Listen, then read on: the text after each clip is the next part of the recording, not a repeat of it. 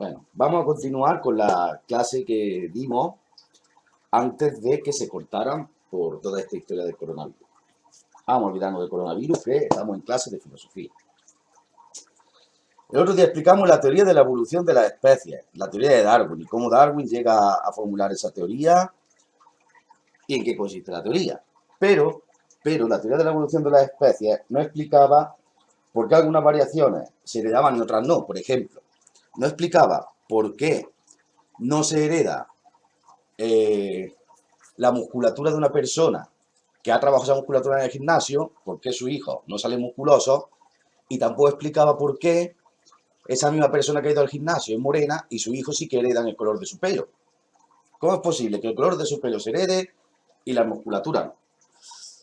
A eso de respuesta la teoría de la herencia biológica, la genética, vamos a llamar la genética, que fue propuesta primero por Mendel y segundo por Hugo de Vries. Hugo de Vries fue el que explica el por qué unas características se heredan y otras no. O sea, las características que están, o sea, las variaciones que están causadas por alteraciones en el medio ambiente no se suelen heredar, no se heredan. Y aquellas variaciones que se dan a nivel genético sí que se heredan.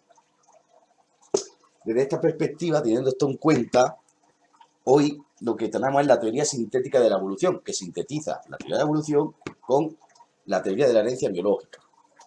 Y aparte se le suman las aportaciones de la genética de poblaciones, que esa vamos a explicar ahora después. Pero vamos a ir con lo que mantiene, con las tesis básicas de la genética, de la teoría sintética de la evolución. En primer lugar, lo que dice es que las mutaciones se producen al azar y son relativamente frecuentes. Es decir, no hay ninguna finalidad por qué se produzca una mutación de un gen. Se produce y ya está, de forma azarosa, como quien tira un dado. Y son relativamente frecuentes, quiere decir que ocurren esas mutaciones cada cierto tiempo, cada cierto tiempo con cierta genética y además con cierta genética, digo yo, con cada cierto tiempo y con cierta frecuencia en el sentido de que el tiempo entre el que se producen una y otra variación es más o menos similar. En realidad se cuenta por número de individuos por cada millón dentro de la especie. Y la frecuencia sería de uno por cada millón. Es decir, por cada millón de cucarachas, una va a haber que tenga una alteración genética. Más o menos, más o menos. Esto puede variar, pero poco. La selección natural de los individuos. Vale, la selección natural de los individuos. ¿Qué dice? Bueno, la selección natural de los individuos es lo mismo que decía Darwin, pero a nivel genético.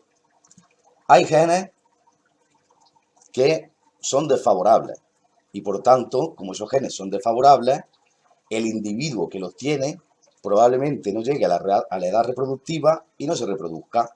Y como no se reproduce, esos genes no se heredan, no pasan de una generación a otra. Y hay genes que son favorables. Y como son favorables, probablemente, estoy aquí, probablemente los individuos que los tienen sí se reproduzcan y esos genes pasen a la siguiente generación. El ejemplo de la ratita. El ejemplo de la ratita. Hay una ratita con las patas largas.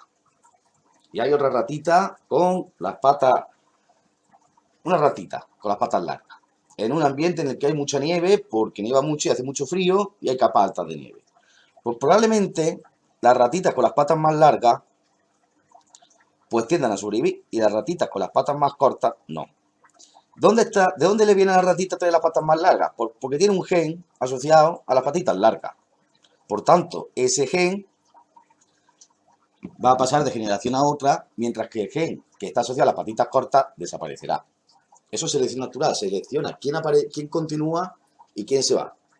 Es como Gran Hermano. Y luego tenemos la herencia genética.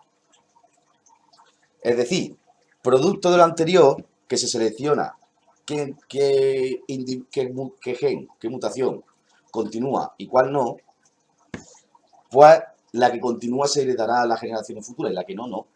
Todo esto está relacionado y hay una pirámide invertida. Esto está en la base. Primero se tienen que producir esas mutaciones al azar. En segundo lugar, una vez que se producen esas mutaciones, se tiene que producir una selección de esas mutaciones. ¿Y esa selección quién la hace? Pues nadie, la hace el medio. El hecho de que las mutaciones sean ventajosas para el medio en el que vive el individuo ese.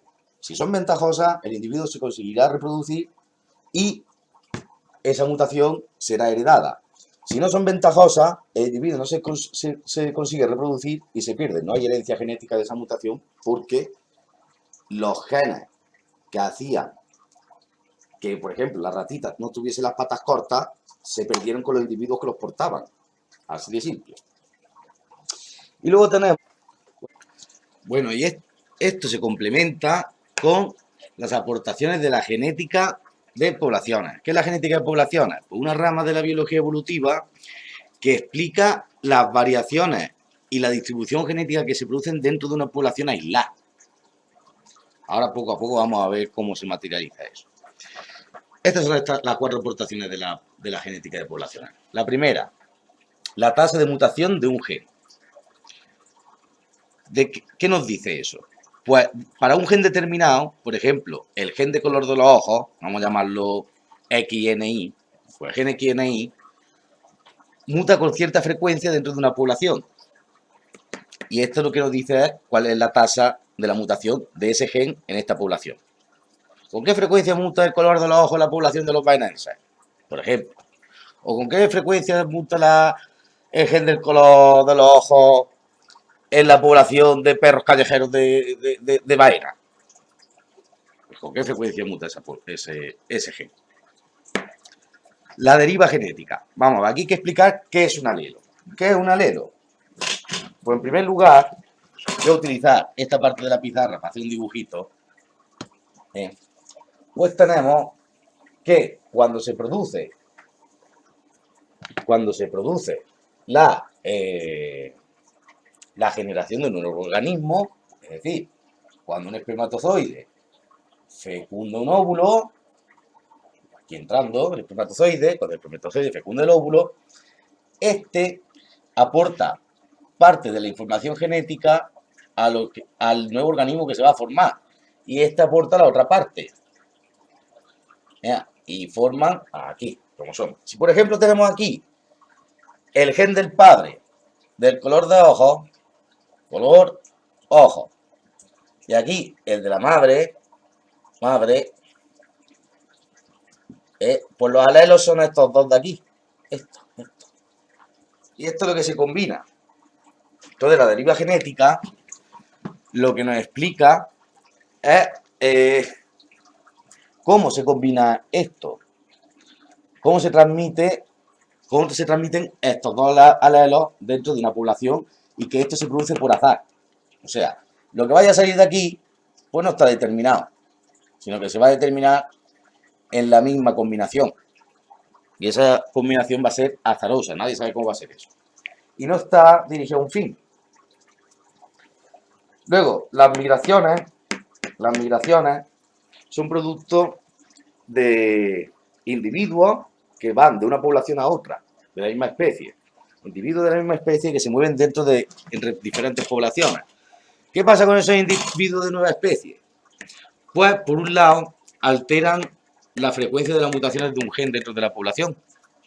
¿Por qué? Porque tiene el gen este de color de ojos y trae una nueva, y probablemente o posiblemente puede traer una nueva variación de ese gen, por lo que se altera la tasa de mutación de ese gen. Y por otro lado, introduce nueva información genética, o sea, nuevas combinaciones de alelos que a lo mejor no se han dado en esta población, y trae esas nuevas combinaciones de alelos con él. Es decir, ese nuevo individuo tendrá las variables genéticas que tenga, producto de la combinación de alelos, producto de sus alelos, tendrá las variantes que tenga y las introducirá en una nueva población, dando pie a una nueva diversidad genética, a mayor diversidad genética. Y acaba, por cierto, con la endogamia, que también es bastante ventajoso. Y por último, selección natural. En última instancia, para que se seleccionen los genes, O sea, para que la naturaleza seleccione los genes, lo tiene que hacer a través de la manifestación de estos. Y la manifestación de la deriva de un gen es el fenotipo. El fenotipo. Vamos a suponer que aquí este individuo tiene los ojos marrones y aquí esto sería su alelo de color de ojos, ¿no? Tiene la A mayúscula, que es un gen dominante, y este tiene la A minúscula porque tiene su gen recesivo.